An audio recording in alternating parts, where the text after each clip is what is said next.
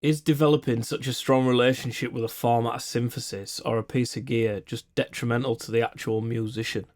Or is it actually made for someone else entirely? Over the last few years, I've gone from being described as a pretty prolific writer, which I will say was a compliment that I was particularly always proud to hear, to having very little output at all. I wouldn't have attracted the attention of, say, the A&R that I did, talking about friggin' LFOs on the interweb. I'll tell you that much.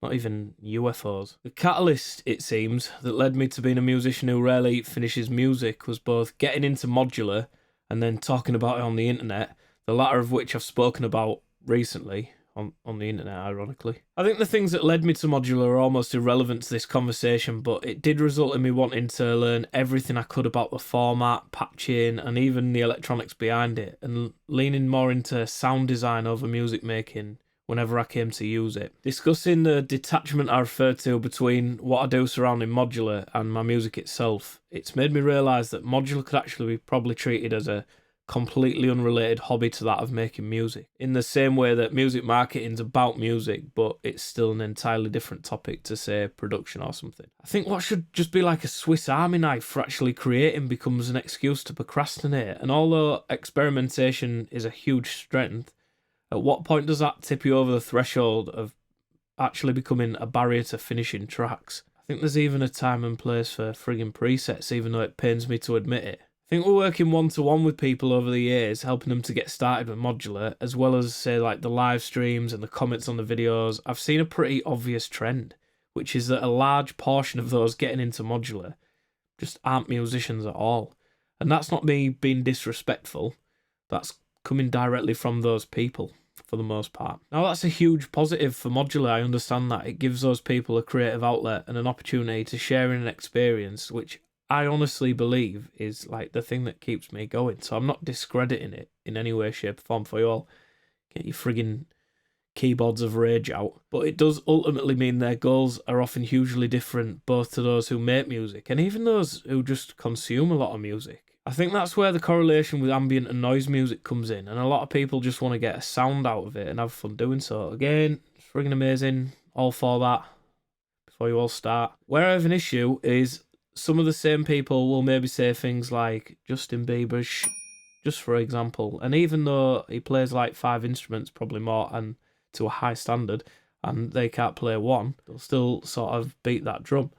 But they can't beat the drum because they can't even friggin' play it. If they said he was a right cunt, I'd get that. Now, I'm not saying I'm a friggin' believer by any stretch of the imagination, although, credit where credit due, he has dropped a couple of bangers here and there. And we aren't even talking about musicians' opinions on other musicians, but I suppose my point is that just because you use a less common practice or like more obscure genres don't make you inferior in any way.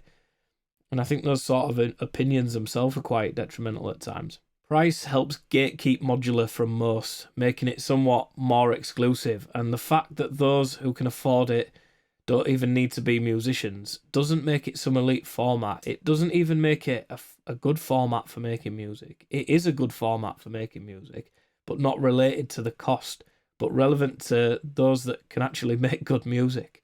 That's why most of the stuff you hear is dreadful, and I don't mind saying it. I'd argue more so than most instruments, if I'm honest, again because cost is often more of an obstacle than talent. With that in mind, one thing that maybe all users should get better at, and this goes beyond modular I guess, is not buying into brand obsession or the hype on here being YouTube, and actually just researching things based on the outcome that you need.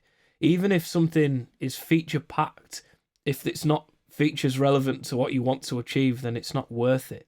Plus, let's face it, research consists of watching someone else who has been paid to talk about it do so, and then unsurprisingly say, yeah, it's amazing. The amount of people I bet buy modules based on features, having never even heard a sound example, or heard a sound example that they even like, I bet would probably be very scary. Moving forward though, I suppose there's probably merit in trying to add it to a more global workflow, and it's something I've been experimenting with, and I do love it over soft synths for creating pads, A.R.P.s, and even backbeats. And I think it gives them so much more movement with CV and makes them more organic sounding and interesting. If you want to see how you could patch and record more effectively, maybe check out this video here. I don't know where it is, I'm just pointing willy-nilly at this point, but hopefully you've clicked it by now. Maybe not. Maybe you got to hear me say willy-nilly twice now. Anyway, I'm gonna go. See you later. Cheers. Bye.